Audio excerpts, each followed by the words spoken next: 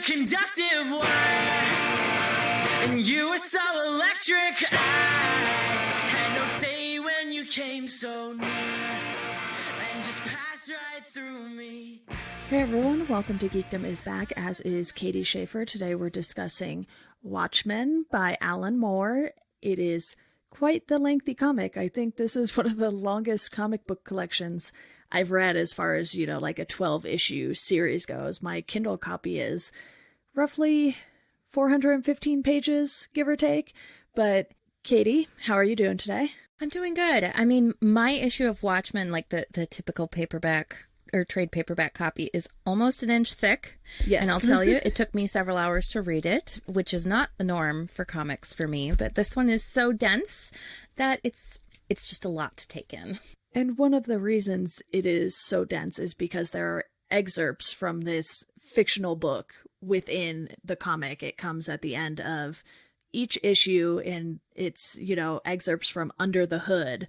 So you have a ton of material that you normally don't get with comic books in this. You're practically reading a mini novella within the comic book series. Yep, pretty much. And there's a bunch of each chapter except chapter 12, the last chapter, as an excerpt from something. And I think it's the first 3 or 4 are the Hollis Mason book. And then the rest are applicable further details upon whatever character or interest the chapter is talking about. And I'll tell you, sometimes they seem very unconnected to this story. And then an issue or 2 later, you realize, oh, I see why this is in there. So, well, it might seem like, do I really need to read this? You do. You really do. It's kind of hard to know how to tackle this comic because not only have so many people discussed it by now, but it's one of those things where it's like, okay, do you go issue by issue, or do you just sort of talk about all the things and approach it that way? So I'm going to leave that decision up to you because you had the chance to reread it, and I unfortunately did not. I started and did not get very far. I have read it semi-recently, though, because I was planning on doing this episode much sooner than I actually did. But I'll leave the discussion up to you as far as how you want to tackle it. Oh, let's talk about all of it at once. Let's go Okay. through it as we find, because this is one of those comics that, and this is pretty normal for Alan Moore to kind of, it laces itself in between all of these different perspectives and across the timeline, so that it is not, it's almost like a Christopher Nolan film in that it is not chronological. In particular, the issues dealing with Dr. Manhattan and some of the stuff dealing with, God, what is her name? Sally Jupiter's daughter. Why don't I remember? Lori. Oh my God. Yes, thank you. I just kept thinking the Silk Spectre. Some of this stuff dealing with Lori and her mom, like it kind of all plays into one narrative that's overarching, but each comic kind of fills in these different parts until you get to the end and you have one vision of what's been going on over the past, 30 years or so. Yeah. 1955 to 1985, which is when this comic takes place. Right. In an alternate 1985, anyway. I do want to talk about how these characters are perceived, because I feel like that's a good place to start. With comics, you have a lot of times where you have heroes, but then you have certain characters who aren't seen as heroes, but they're seen as vigilantes instead. And that is certainly the case here. Rorschach is nobody's hero, really. And you have this group of characters that the public doesn't really seem to particularly like, at least, the original group, when we see those flashback moments. And it's just one of those things where I feel like the amount of how well people in the public know who you are factors into that a lot.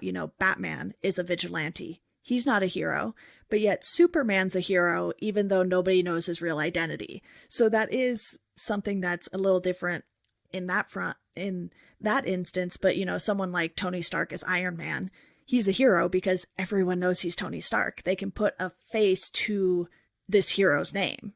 Right. And I think in this book, because none of these heroes except Dr. Manhattan have superpowers. Like, they're all just regular folks except Yes. Dr. Manhattan.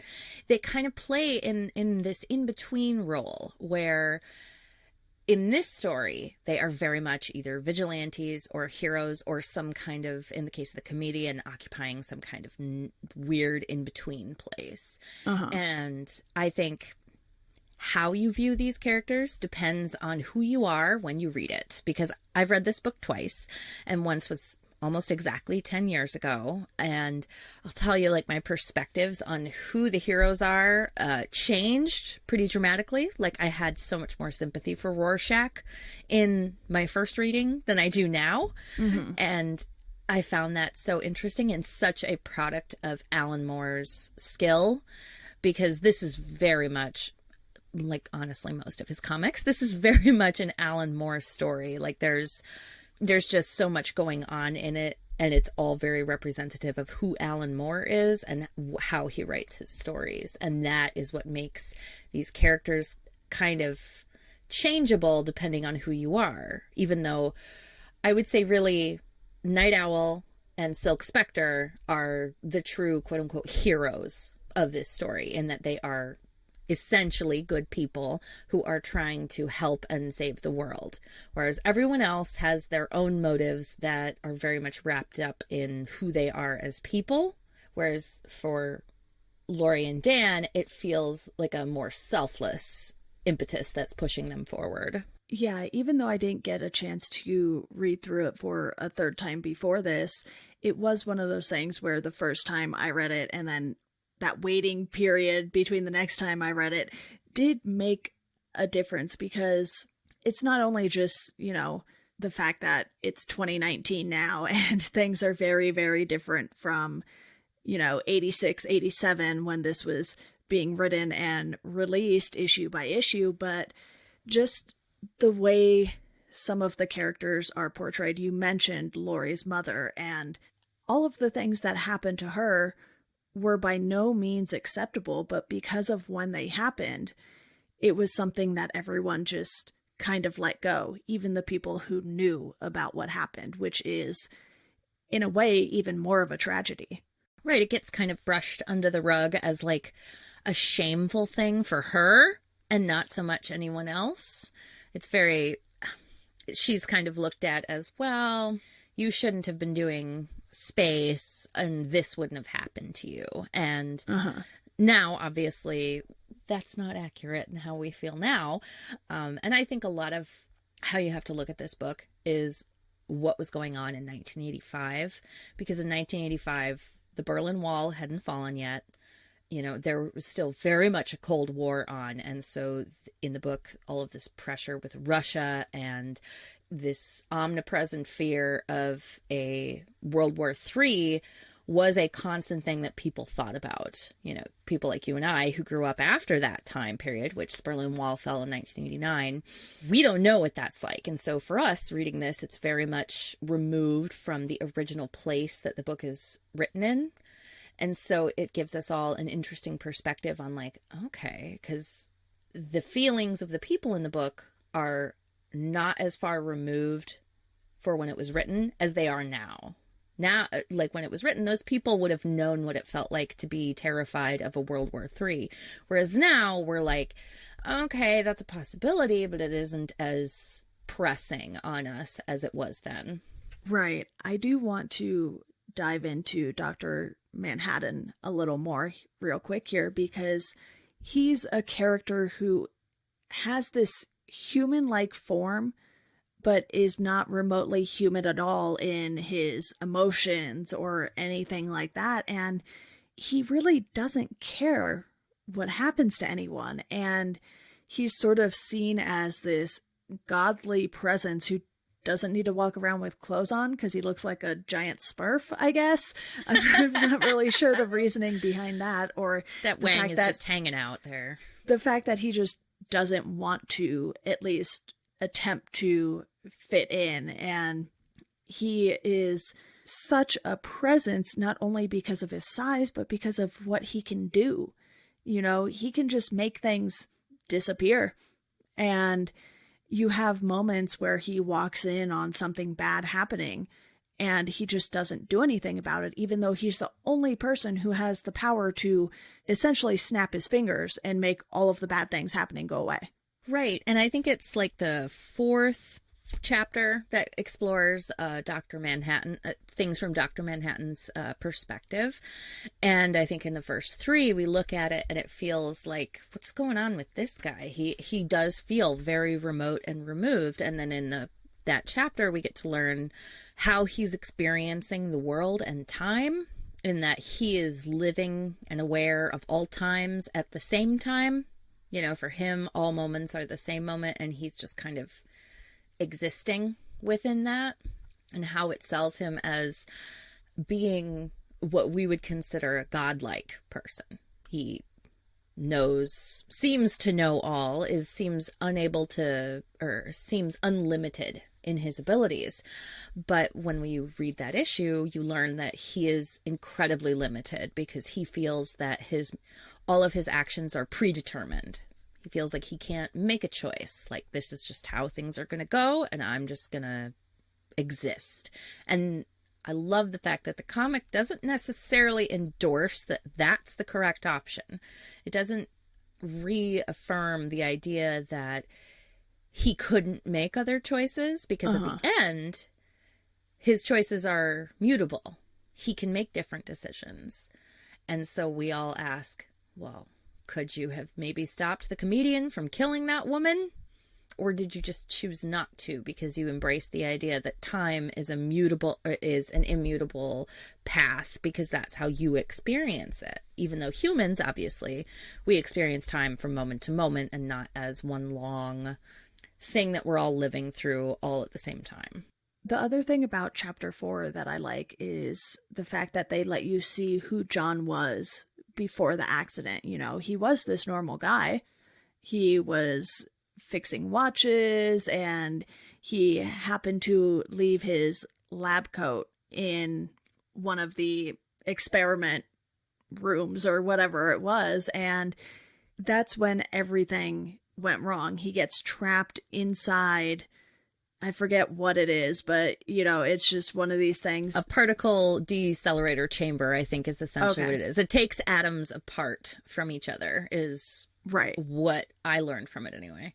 Okay, and then he becomes Dr. Manhattan. So you have to imagine that at least part of him still thinks the way John does, but all of a sudden he's just this totally different person from what we see in his past. And then you're kind of like, okay, yeah, he could make these decisions to help people if he wanted to, but it's like he's lost all of his humanity in the process of this horrible thing that happened to him. Right. He no longer seems to have empathy for humanity or any understanding of what it is to be a human, and which is understandable as someone who it's explained that, you know, he's essentially turned into atoms and particles and then uses his immense brain power or something to reassemble himself.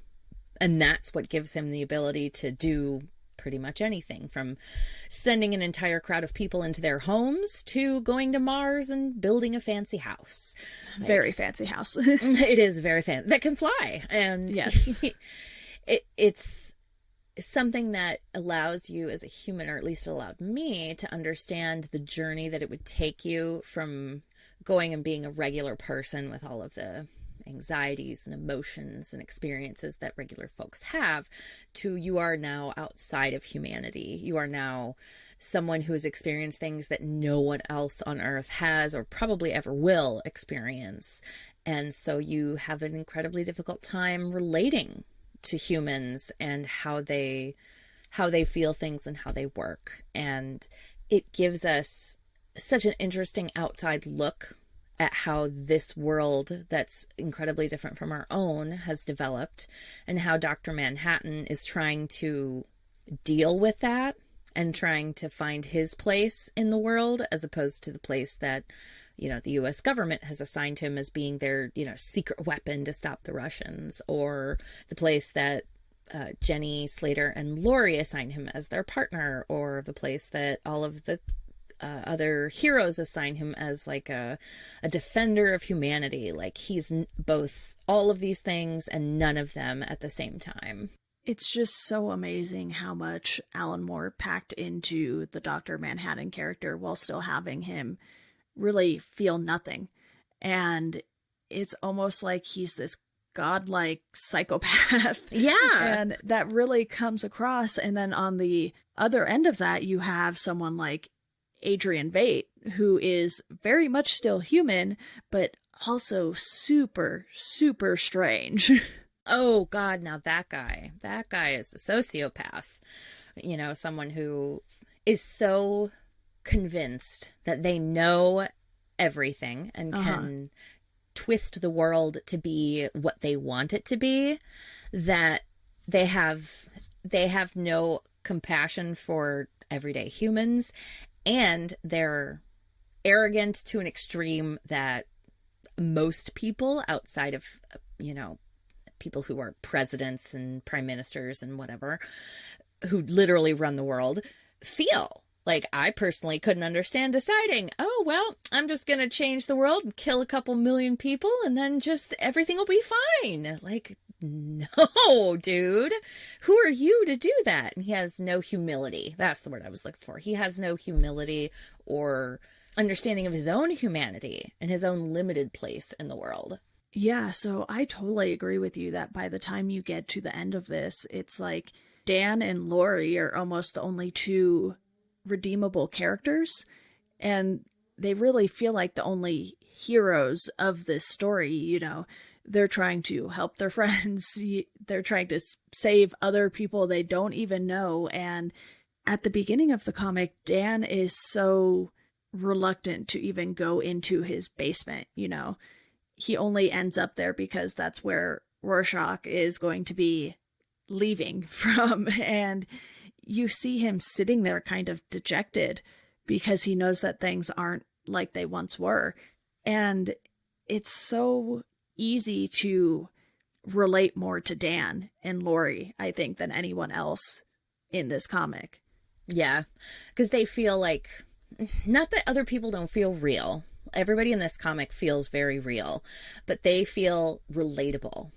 Like, these are people who, for those of us who read superhero comics and that kind of media, like, we can understand the desire to want to save people, to want to help people, to want to be a force of good in the world. And these are the only two people in this comic who seem to want that and have the ability to make it happen. Like, Rorschach is very much not that kind of person. He is someone who is separate and on the sidelines, who has his own agenda, whereas Dan and Laurie still have a clarity about why they started doing what they did, being superheroes, and why they want to keep doing it, and have some perspective about the idea that, like, well, I can only do so much, but I can do more than what I'm doing now.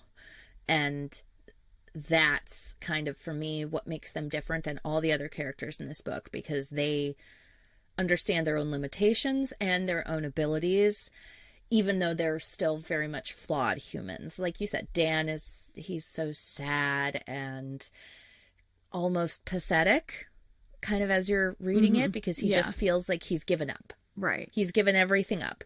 And then Laurie is kind of stuck in this place where she's essentially a teddy bear for a god, someone for him to, like, hug and hold and help him feel better. And she's tired of that role because she knows she's more than that. And so when the two of them get together and kind of fully realize their own potential and take it back, it's satisfying as a reader, and it allows you to put yourself in their shoes without feeling uncomfortable with what you're identifying with. Absolutely. I love how this story gets all of these characters from point A in the beginning to point B at the end of the 12 issues. And, you know, this really kicks off with the death of Edward Blake, the comedian who raped Laurie's mother. And we get those flashback scenes as Rorschach is digging into his life to try and figure out who killed him. And he doesn't even know that this guy was the comedian right away. He has to go find this secret compartment in his closet. And once he finds the costume, he's like, oh, okay, you know, maybe someone's going to be going around killing all the masks. And so he goes out to warn everyone. And in that moment, you do think he's doing the right thing. But he's a character who tries to connect with others, but I feel like just can never really get there. Right. He can't.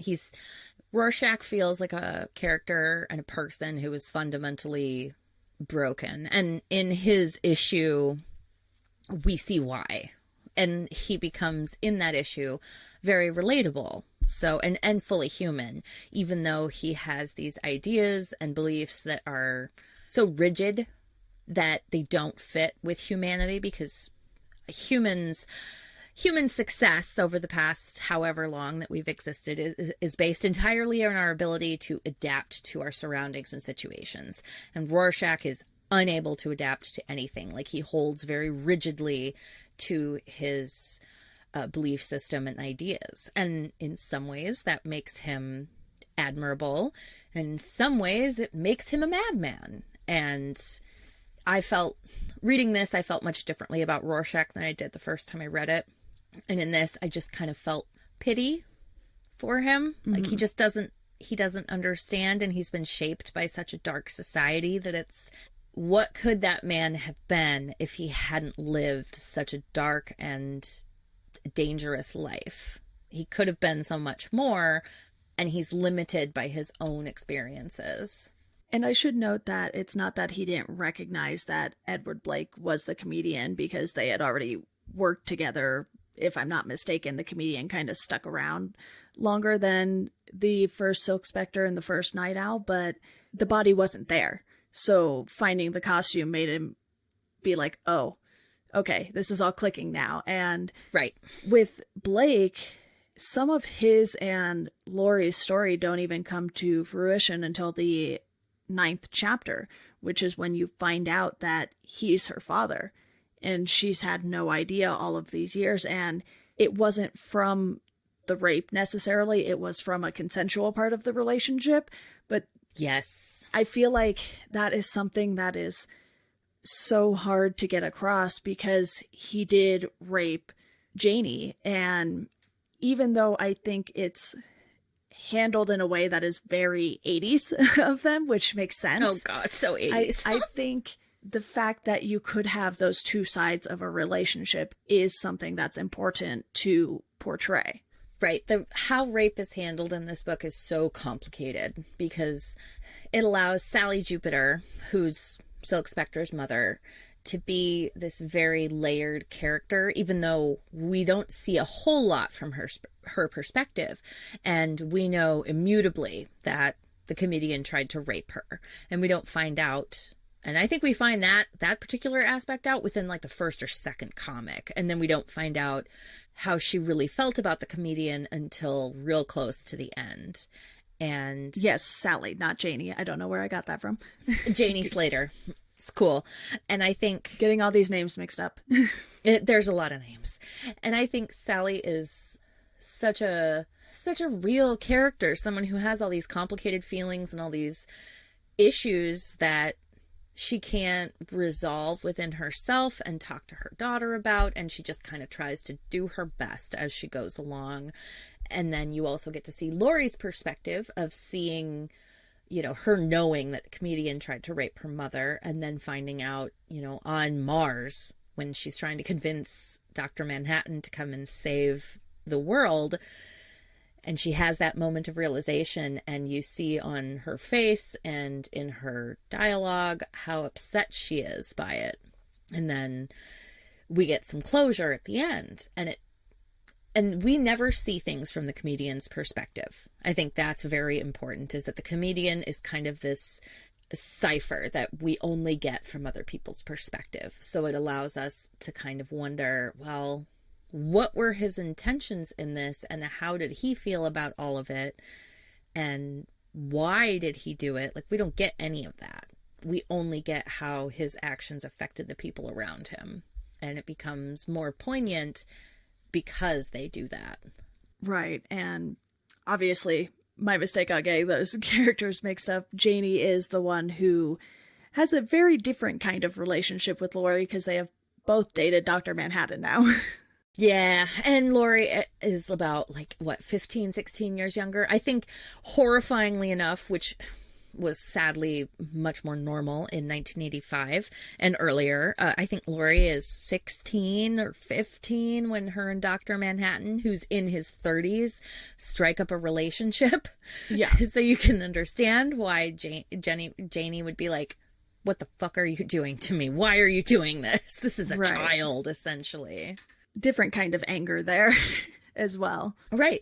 Understandably. And I don't think we ever get anything from her perspective, but she does tell her story. You know, during the faux cancer scare, she does talk about her relationship with Dr. Manhattan. And then we see that same relationship from Dr. Manhattan's perspective, even though it's a very emotionless, his chapter is very emotionless. We never really know how he feels, only what he's experiencing. Yeah, so while the story starts with Edward Blake's death, it goes so far beyond that with just the mass destruction that is sort of on the horizon for these characters, and they don't even know it to start. You could see that they're kind of figuring it out as they go because they've stepped away so long for a lot of these characters anyway.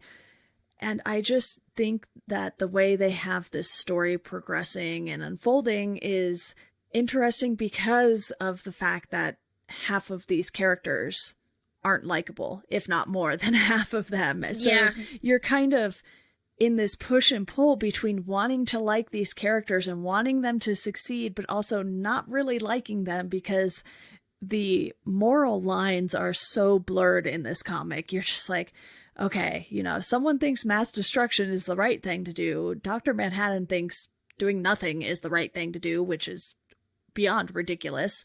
He's like, I'll just go to Mars. All right, see you guys. I'm done with this shit. Bye, guys. And he'll just teleport Laurie to and from when she doesn't want to be. And it's just like, dude. He just takes control of the situation, even when no one wants him to take control, and it That's feels the wrong abrupt. time to take control. No, right?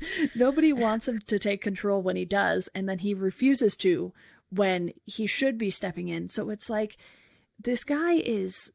It's hard to even call him a guy at this point, but he's so insanely smart that he has to know the difference between right and wrong, even if he doesn't care about these people necessarily. You don't have to care about every single person in order to see why you should save them. Right. And I think it takes until the end when he realizes that, each human is the product of an incredible, crazy amount of chance. And that's when he understands that, oh, well, maybe human life is worth something because it took billions of years to put, you and me and every other human on Earth, and we're all a product of the crazy chance of all of our ancestors and then our own parents having babies. And that's the thing, that individuality, that unique quality that brings him around. And it feels, I'm like, yeah, dude, you probably should have thought about that. And at the same time, it's like, well, that shouldn't matter. These are all also people, and their lives mean something, even if they're not each individual special snowflake. And not meaning that in the snowflake, the political way, but in the literal, each snowflake is an individual thing, and no two snowflakes look the same. Each human is each individual thing, and no two humans look the same, unless you're identical twins, of course. And the book really grasps how, even though Dr. Manhattan likes to present himself as being above humanity, he is still very much a human being, because he has these blinders on and this certainty about him that is grounded in no reality. Even though he thinks he is, he's still very much a flawed person, and he doesn't even recognize his own flaws. Yeah, it's amazing how oblivious some characters can be in this, and Vate is kind of another one of those characters who is insanely smart, but he's also way too arrogant, and that really gets in the way of him actually doing good, because his way of trying to do good and, do what he's doing in the best interests of world peace are not remotely peaceful. So No, and you don't even find out like the real crux of what's going on with Adrian until the very end. And when you do, it's horrific. It's so like it is. And I, like I said, I read this before and then I read it again and was like, oh God, that's right. He's such a terrible person.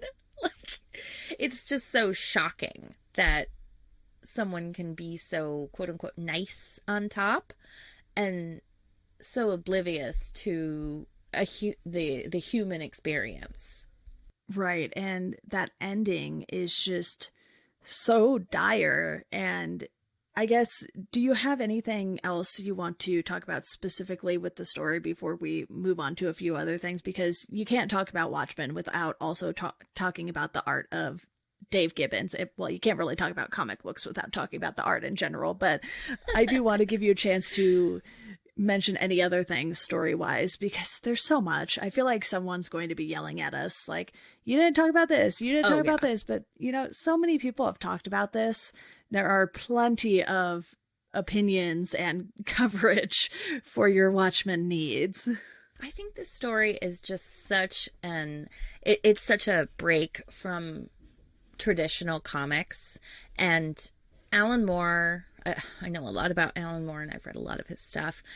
And I think for anyone who's ever read any of Alan Moore's work, like his writings outside of this where he talks about his perspectives and all that jazz, this is very much an Alan Moore story. Like, this is not something that could have been written by anyone else. And he crafts it with such a unique perspective on what humanity is.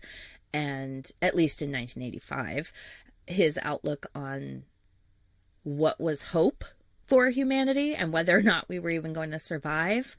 And it becomes like an antique perspective from today's worldview, now almost 35 years on, and a place that we both can't imagine ourselves, and right now we're living on the brink of it. So it's a story that fits very much into today's day and age, and I wonder if that would feel the same, 20 years ago, when we were living in a very different world, than we are today. Back when I was a small child. And I was 10.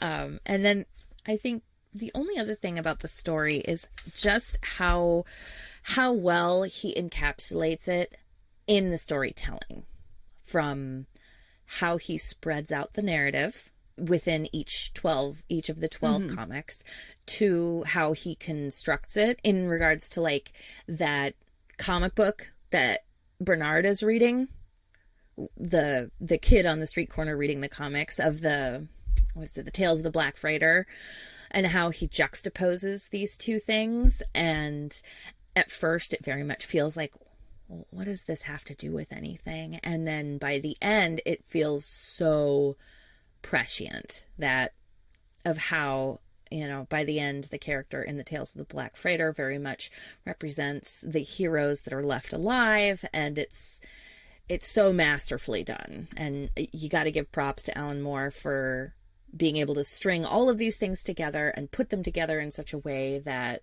it is a bombshell. When you pretty much every page of that last issue is a bombshell. Yeah, I think when you have a non-linear story like this, at first maybe it can be a little jarring, but once you've read it a second or third time and you kind of know what to expect, you can see how all of these things fell into place so well with the narrative, and how it leads up to that final chapter where, like you said, it's just one thing after the other, and you're like, oh wow, okay, that was exhausting. But it was right. One of those stories that you definitely need that time in between reading it to soak it all in, and then adjust your feelings the next time you read it, because you're understanding different pieces of the story in a different way. There's always something I feel like you can pick up with a comic like this that maybe you didn't get the time before or the time before that. And, you said you've only read it twice. I read it twice, and attempted a third time. Didn't finish, but it's one of those stories that does take a lot out of you, and that's similar to what we discussed with the Joker movie. You know, it is so dire, and I think a lot of that obviously comes through with Dave Gibbons' art and the colors by John Higgins. Without all of these visuals, the story would play off a lot differently, I think. And just the fact that the paper that it's on is more like a newspaper, it's not that slick comic book paper. It gives you this different feel when you're reading a physical copy of it, and you just get this sense that it takes place in such a different world. Even though things do get dark, you know, in real life, it's just one of those things where it's kind of like, you know, Gotham is always this dark, dingy city, and you really get that feeling with Watchmen. And I think Dave Gibbons and John Higgins did such an excellent job just getting that to come across the page. Right. And during that era of comics, it wasn't unusual to have like a cover artist who did something that was more eye-catching, we shall say. Yes. And to get people to pick the comic up, and then they would have someone else doing the interiors who was probably cheaper. And so the interior comic maybe didn't necessarily match the art style of the cover, but in this it is so not that way. Like the art and the coloring and all of that comes together, and it feels like something between a cross of like a 1940s serial that you would see, you know, if you went to the movies, they would have serials, like these little bits before movies that were maybe 5-10 minutes long of like a continuing adventure of the same characters. It feels like that, and it also feels like a film. It's so well drawn, and each character has a very specific look, and it all comes together that when you're reading it, it's just as important that you look at the page and you see how the characters' expressions are, what's in the background, the signage, everything all comes together to make this story. It's not that just that Alan Moore wrote this great story and this rando, you know, drew some good pictures. It's very much the two halves together make a whole. And John Higgins, the colorist, adds so much to that, because this is a comic, like, especially because of the character Rorschach, where the black and the white and the color all come together to set a tone for the story. Mm-hmm. And that tone is so very appropriate So to the bleak. story. Yeah, exactly. That it all feels of a piece. It feels like one person is creating it instead of these three different people who are almost guaranteedly, like Alan Moore lives in England, so almost guaranteedly on different continents, creating one piece of artwork together in a time when there was no internet. So Alan Moore is physically mailing his scripts to Dave Gibbons, who's doing his drawings, who's then, you know, like, it's just such a complex piece of artwork. Or faxing them over. That comes to... Right, exactly. Oh, faxing. It comes together and feels so right. I think that's it. It feels right and of a piece, and so satisfying. Each page is like a separate piece of art. And the iconic imagery that has stood the test of time with this, you know, these characters aren't like Batman, Superman, Spider-Man, or anything remotely close to those characters, but you have this smiley face button with a blood drop on it that comic book fans everywhere probably recognize. You have Rorschach and you have Dr. Manhattan, these characters who stand out because of their masks, because of what happened to them. And while, you know, maybe Dan and Laurie don't stand out nearly as much, you still have a good amount of iconic imagery that came from these comics. And even, you know, recently DC revived the button, and we got the Doomsday Clock series, which I haven't read in full, but you know that button when you see it pop up in other comics, and you're just like, oh boy, what are they doing here? And so, right, it has meaning. Yeah, I think that means we need to go read Doomsday Clock to figure out what that meaning means now. Yep. Exactly. And I think the biggest part of this is you can tell even with Rorschach, because Rorschach's, you know, I think most people know what a Rorschach Blot is, where it's a randomization of ink blots all on a page that you interpret what you're seeing for whoever's showing you the ink blots. And if you watch the panels, you can see that Rorschach's mask is changing in each panel. And it becomes something different and interpretable. Even though you don't see his face, you can still tell how he feels just from seeing what ink blot is represented on his face. Yeah, they do such a nice job with making these characters come to life. And, you know, Adrian Vate and his ridiculous outfits. It's just so perfect. God, and his cat. His big pink cat. Yeah, it is ridiculous, entertaining, heartbreaking, and drab all at the same time. Right, and it's so dingy. Yeah. You know, New York in the 80s, which is obviously where this is set, despite I don't think they ever actually mention New York. It is very representative of what at least I hear, because I was born in 1985, so obviously I don't remember the 80s in New York. Very representative of what we hear about it, that it's, you know, for anyone who's watched The Outsiders or anything like that, it's very dark and grim and dangerous, and the comic really captures that with the background and how it portrays like the side characters from the newspaper man, right, who's a very big character in this, and his perspective on the world versus how Laurie perceives it. It becomes so obvious of what kind of setting and what kind of world these people are living in. I do want to take a detour to the least artsy part of Watchmen, which is the Under the Hood excerpts that I mentioned early on.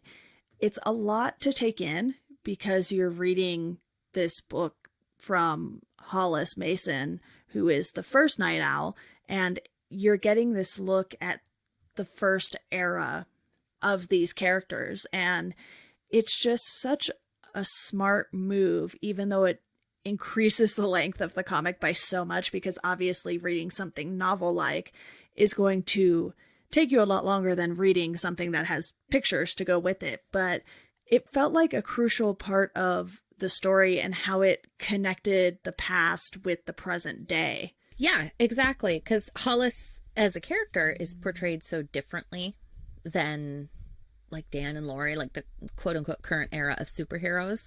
You know, we get this perspective on how the Minutemen, which was the first group of superheroes in the 50s, on how they were and why they became who they were, which is a lot of what those bits are about, is Hollis explaining his reasoning why he did it and all of them coming together in their history.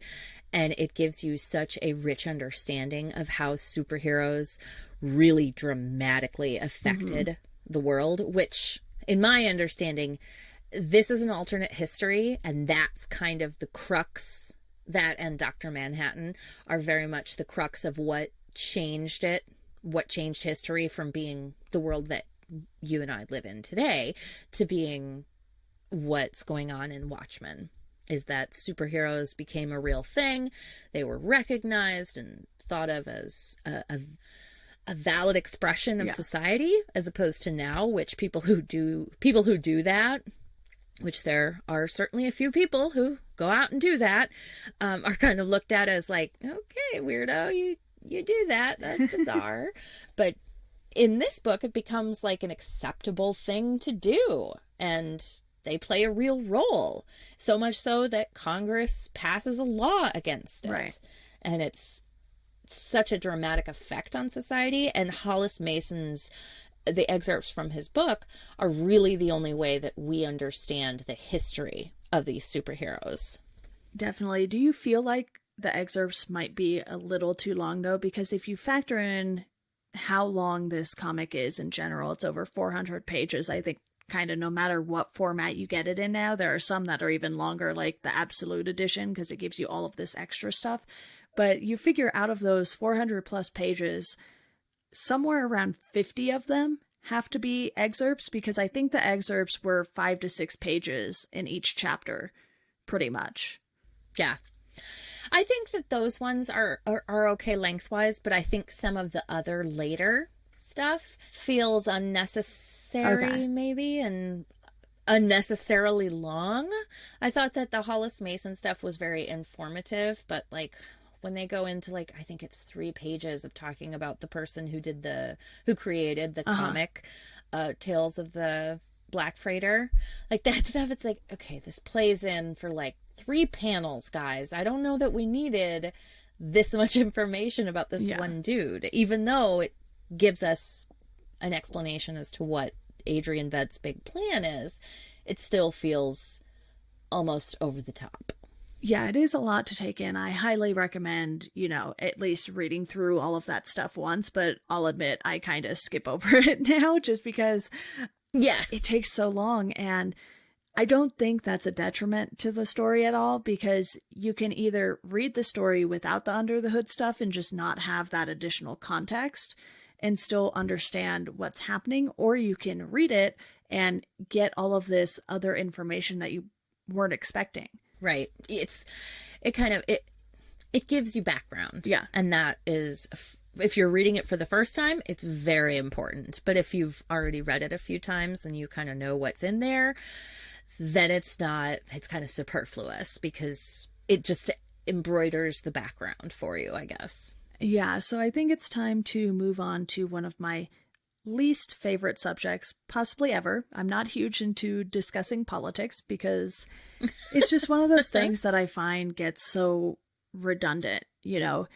History does seem to repeat itself, and I think more so in politics than a lot of other things, maybe, but you can't really talk about Watchmen without bringing up the fact that this takes place in the Nixon era and the war plays into part of it. You have so many things going on at the time, both time periods, really, with this comic, that you can't imagine it not playing a role in the story. Right. And Alan Moore is a very political person. Like, all of his stuff. Unlike me. Everything he writes. Exactly. Everything he writes is very political. And like I said before, like, at certain points, this book is very much Alan Moore giving you his perspective on the world. And that's not always a good thing.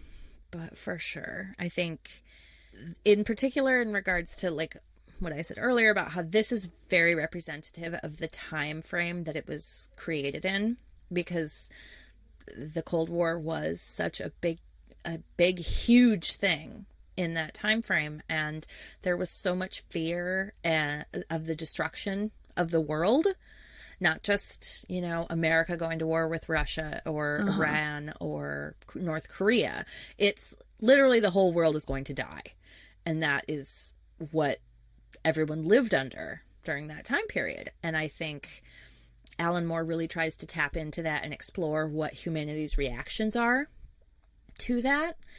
And I think some of what he says is valid and interesting. And I think some of it is like, you just have a really dark perspective on humanity, don't you? And I can't tell if that dark perspective is because of the time frame that he's writing this in, or if it's an accurate reflection of humanity in general. Because obviously 35 years later, the world is a totally different place.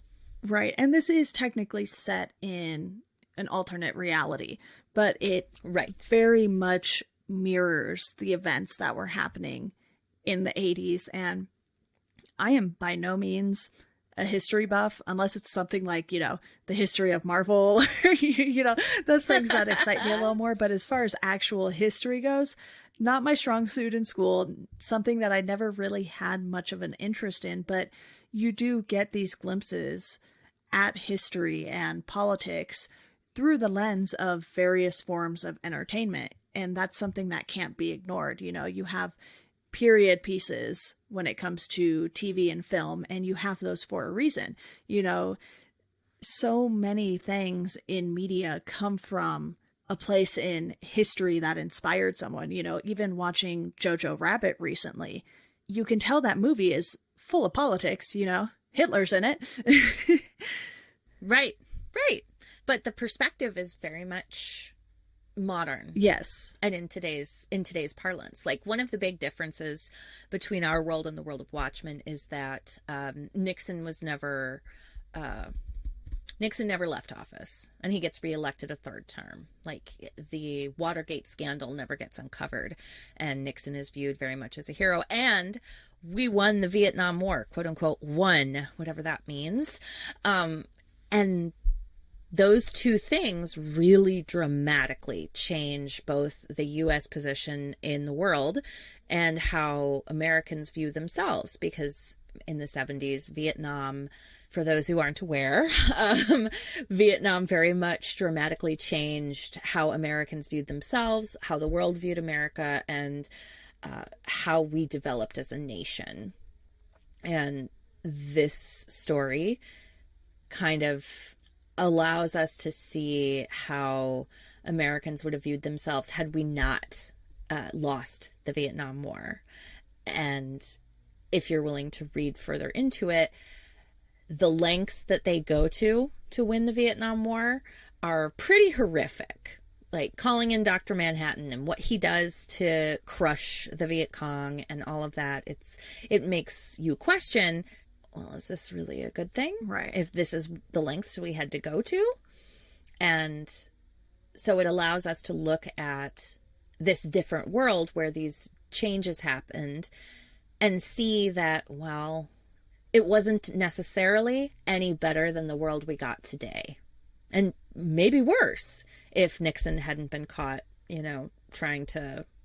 his people had been caught doing Watergate and all of that. Like, it becomes, it allows us to see how complicated these different choices are. And that is such a skillful examination, especially for a comic book. It's certainly hard to believe that there are ever really any winners in war, because so much is given up on both sides, even if you think it's for the right reason. And, the U.S. is always going and trying to help these other countries, and it does come at a cost. And it's always one of those things where you're trying to weigh the greater good against pretty much everything else that you're doing. And Moore definitely touches on that here, because when you have someone like Dr. Manhattan, that changes everything. He can just make everything go away in the blink of an eye if he really wanted to. I imagine he could anyway. Earth could just disappear for all we know under his watch. Right. And it puts the perspective in a longer view. We can kind of take a step back and view, when we read something like this, we can view how this alternate history is different from our own history and kind of evaluate whether or not this interpretation is a valid one based on the events that happen within it. Like, is this actually how it would have gone down? And how is it different from our current society? And what would be going on today if, these kinds of things had happened, which we get explored in the Watchmen TV show, apparently. But I think that the political aspects of this, it's great to read now because it is so very removed from our society, even down to the point of how, the GLBTQ community is represented in this, as despite all these changes in society, the lesbian community is represented in this, and they are still struggling and still fighting even in 1985, which 1985 was a big part of a big event because AIDS was becoming such a huge issue. And this book doesn't touch on that, but it's something that's very different from that happened in our world that didn't happen in this. And so it's such a masterful work in that way. The further we get away from it, the more we're able to look at and compare it to our own society and make a better judgment on our own actions. Right. Well, I think we've covered this broadly quite a bit. It's broadly, that's the word. Very hard to get to all of the details in something that is the length of Watchmen without sitting down for, probably a good 4 hours, spending, 20, 30 minutes on each section of this. And I think it's just one of those things that for me personally, it might have been a little too long, but ultimately I gave it a rating of 4 out of 5 on Goodreads. Is this a top tier comic book for you? Definitely. And I mean, I read this 5-10 years or so into my career of comic reading, as it were. And it was definitely unlike anything. And I think it wasn't what got me into Alan Moore. There's a tiny little comic he wrote that got me into him. I think it's 4 issues. And I don't even remember the name of it. That's how small it is. But it is a very great example of what comic books can do. And I think to a certain extent, Alan Moore was correct when he said this is an unfilmable story, in that you could not elicit the kind of emotions and reactions with a film that you can with a comic book, and that this is such a great example of why, because of the difference in art styles, whether, the difference in mediums, that's the word, as opposed to film versus comics. Yeah, I have no idea what you would have read of his that would be so short. Maybe, I think he has a comic called The Non that's 5 issues, but I don't know. Oh, it was so tiny, and every issue came out with so many little I think each one had 3 variant covers. Okay. It was ridiculous. I'm looking to see if I can find it now, because it's great. It's super great, but it's very different than this.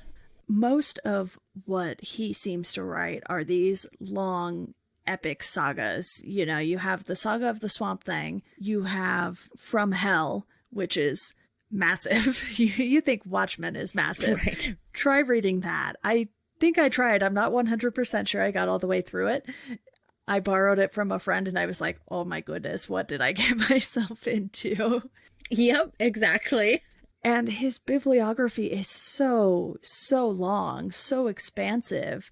He's done things that I didn't even remotely know about. And he is just one of those creators who is so prolific with the way he goes about these stories that I would be impressed if there's someone out there who has read everything Alan Moore has done in the comic book world. Same here. He has such a wide range. And for those who either are lucky enough or who have the money, there are 2 collections of interviews by Alan Moore that are stupidly expensive. And I was lucky enough to work at a comic shop when they came out, so I was able to pre-order them.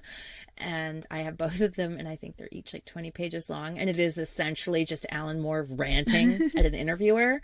But it gives you such an interesting perspective that if you ever find them and you love Alan Moore, read it, because it's fascinating. Yeah, and just to let everyone know, From Hell is 572 pages, so... The comic I was talking about was called A Hypothetical Lizard. That's what it is. Wow, that's quite the name for a comic. It's real special, and I think it was originally a short story that he wrote that was then turned into a comic book, and I think, it's 4 issues long and revolves around a prostitute in a brothel designed to serve the rich and interested in the weird. So, and it's from the perspective of the prostitute herself, and it's very bizarre, but very interesting, like most of Moore's stuff. Yeah, I was going to say, sounds like an Alan Moore comic. Yep. I mean, it's not Lost Girls, which I've also read, which is a lot.